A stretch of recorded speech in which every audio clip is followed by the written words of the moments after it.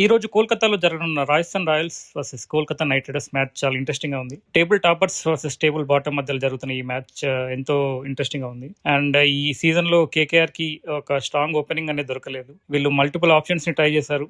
ఫినాలెన్ తో వెళ్లారు, రహానే అండ్ నరేన్ తో కూడా ట్రై చేశారు. బట్ వీళ్ళకి ఏ ఓపెనింగ్ అనేది సెట్ అవ్వలేదు. లాస్ట్ మ్యాచ్ లో వీళ్ళు ఫినాలెన్ ప్లేస్ లో టిమ్ సీఫర్ట్ ని కూడా తీసుకొని వచ్చారు.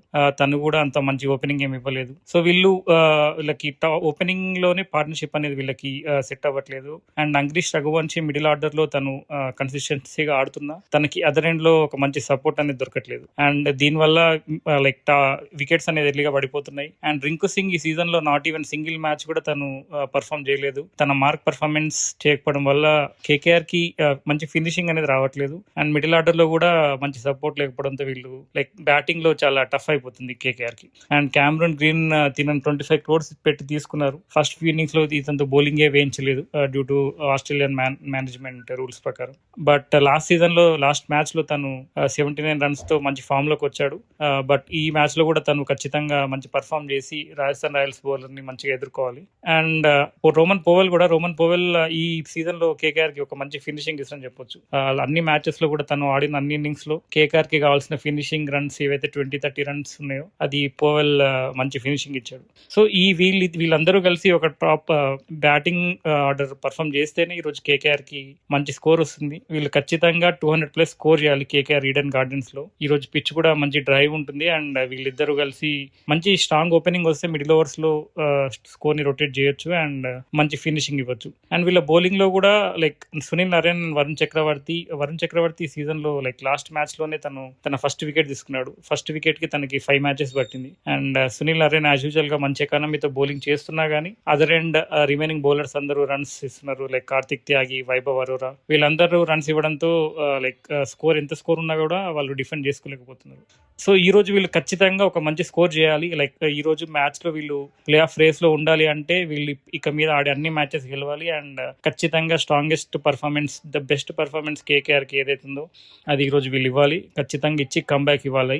ఇస్తేనే వీళ్ళు రేస్ లో ఉంటారు. బట్ ఈ మ్యాచ్ లో వీళ్ళు ఓడిపోతే ఖచ్చితంగా they will be out of the race అనే చెప్పొచ్చు. బట్ అదర్ ఎండ్ లో రాజస్థాన్ రాయల్స్ కి ఒక స్ట్రాంగెస్ట్ ఓపెనింగ్ ఉంది సీజన్ లో. పంజాబ్ కింగ్స్ తర్వాత అంతటి స్ట్రాంగ్ ఓపెనింగ్ ఉన్న టీం ఏదంటే అది రాజస్థాన్ రాయల్స్ అని చెప్పొచ్చు. యశస్వి జైస్వాల్ అండ్ వైభవ్ సూర్యవంశీ వాళ్ళిద్దరి డిస్ట్రక్టివ్ ఓపెనింగ్ తో వీళ్ళు పవర్ ప్లే లోనే హాఫ్ ఆఫ్ ద స్కోర్ ని వీళ్ళు కంప్లీట్ చేస్తున్నారు. సో వీళ్ళు కేకేఆర్ చేయాల్సిన మెయిన్ థింగ్ ఏంటంటే వీళ్ళ పార్ట్నర్షిప్ అనేది ఎర్లీగా బ్రేక్ చేయాలి. లాస్ట్ మ్యాచ్ లో వైభవ్ సూర్యవంశీ ఎర్లీగా అవుట్ అయిపోయిన తర్వాత వీళ్ళ పార్ట్నర్షిప్ అనేది చాలా డౌన్ అయిపోయింది. అండ్ వీళ్ళ కీ ప్లేయర్ అతనే. సో అతని వికెట్ ని కేకేఆర్ ఎలాగైనా తీస్తేనే వీళ్ళు ఖచ్చితంగా ఈ రోజు మ్యాచ్ లో ఉంటారు. అండ్ మిడిల్ ఓవర్స్ లో ధ్రువ్ జోరెల్ కూడా ఈ సీజన్ లో కంటిన్యూస్ ప్రతి మ్యాచ్ లో తన మార్క్ బ్యాటింగ్ ఇస్తూ మంచి మిడిల్ ఆర్డర్ సపోర్ట్ ఇస్తున్నాడు. ఒక ఎర్లీ వికెట్ పడిపోయినా తన పార్ట్నర్షిప్ తో మంచి బ్యాటింగ్ ఇస్తున్నాడు. బట్ కెప్టెన్ రియాన్ పరాగ్ ఈ సీజన్ లో as usual same last season ఒక్క మ్యాచ్ లో కూడా తను పర్ఫామ్ చేయట్లేదు. వస్తున్నాడు, వెళ్తున్నాడు. But except captaincy he's not doing anything అనే చెప్పొచ్చు. బ్యాటింగ్ లో తను 0 అనే చెప్పొచ్చు. బట్ లాస్ట్ మ్యాచ్ లో వీళ్ళు హిట్ మేయర్ ప్లేస్ లో ఫెరారీ అని తీసుకున్నారు. ఈవెన్ దో SRH మ్యాచ్ లో వీళ్ళు ఎర్లీ 3 wickets తీసుకుపోయినా కూడా రవీంద్ర జడేజాతో కలిసి ఫెరారియా ఒక మంచి ఇన్నింగ్స్ ఆడి 70 runs చేశాడు. బట్ తను ఇంకా మ్యాచ్ లో ఉండుంటే మేబీ మ్యాచ్ ని ఎడ్జ్ వరకు తీసుకెళ్లేవాడేమో. బట్ ఈ మ్యాచ్ లో కూడా తను ఒక మంచి ఫామ్ కి వచ్చేసరికి ఆర్ఆర్ బ్యాటింగ్ లైనప్ ఇంకా స్ట్రాంగ్ అయిపోయింది. అండ్ జడేజా కూడా ఒక మంచి బ్యాటింగ్ చేస్తున్నాడు.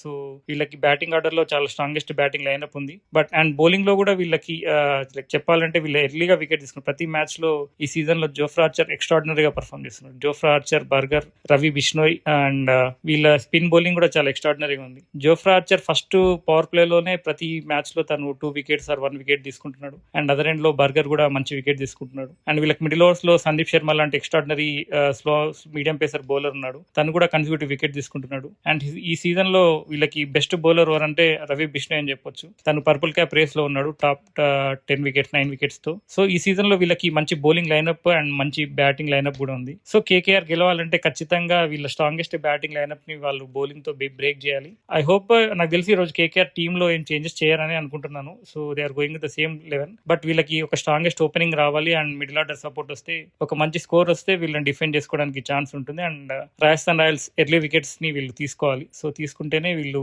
రేస్ లో ఉంటారు. సో ఐ హోప్ నా గెస్ ప్రకారం అయితే ఈ రోజు కేకేఆర్ గెలుస్తుందని అనుకుంటున్నాను. సో మీరేమనుకుంటున్నారు కామెంట్ చేయండి.